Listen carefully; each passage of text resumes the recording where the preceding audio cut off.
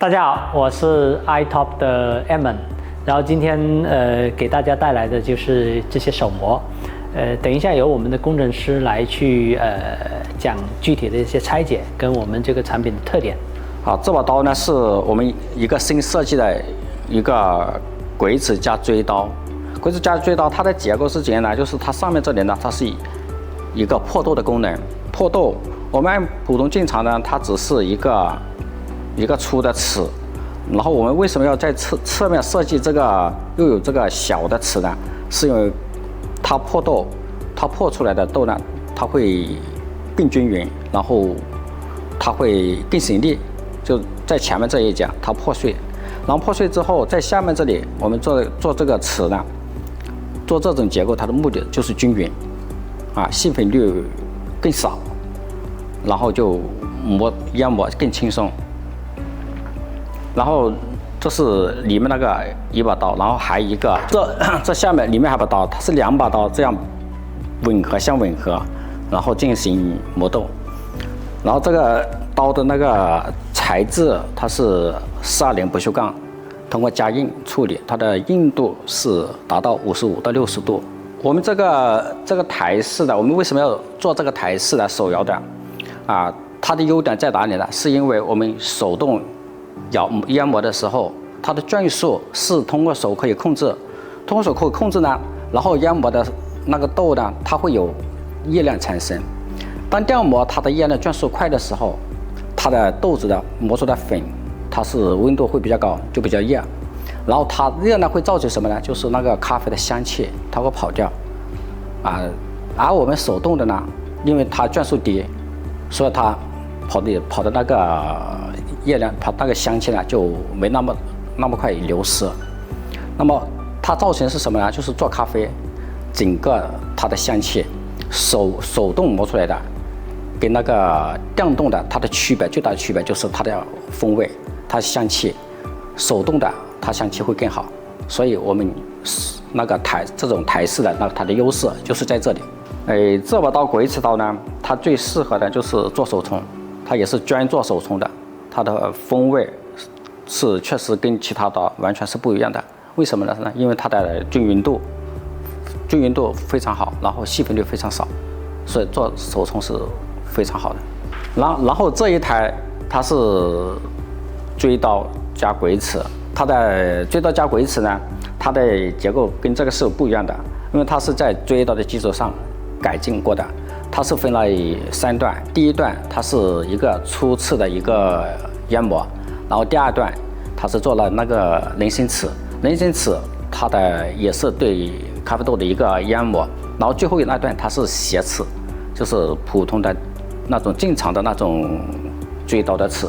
那么这一段呢，是主要是做意式，所以它做手冲的话呢，它还是没这个鬼齿的更好一点。好，那接下来我们就把这2台机拆下来，看一下里面的刀盘它的区别在哪里。这个对着这个6角扳手，然后拧出来之后，把这个模芯从底部拉出来，拉出来的时候里面有个插销，这个插销注意不要掉了，装的时候还得把它装上去。那这2把刀的它完全就是不一样，它这个也是属于内模型，它这个也是内模型。那么它的齿，它唯一的齿，它是斜的，就是整个一个锥形的，然后这里它是锥形，然后这底部这里是加平面的。第一段是粗磨嘛，把豆子击碎，然后第二段这个是人参齿它就等于是第2次研磨豆子。那么到底部这里就是一个斜形的一个筋膜它这里呢主要是磨意式，它磨的比较细，因为它2个刀盘的贴合比较紧密。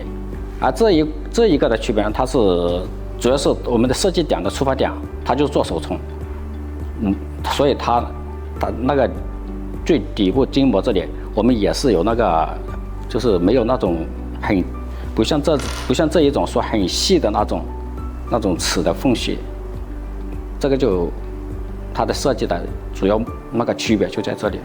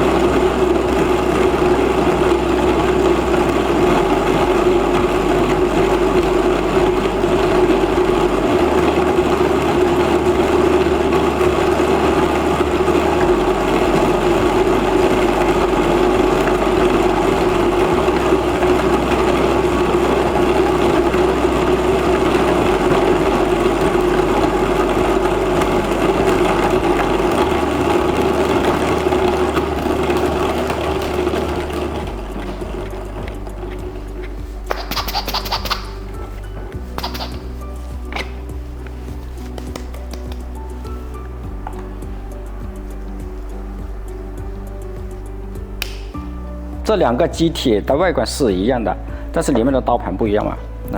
那刀盘不一样，一个是锥刀，这个一个是鬼齿刀。它这两个可以互换，我们就4颗螺丝拆掉，就直接装上去互换就可以了。然后换的时候要对准，把螺丝收紧，好了。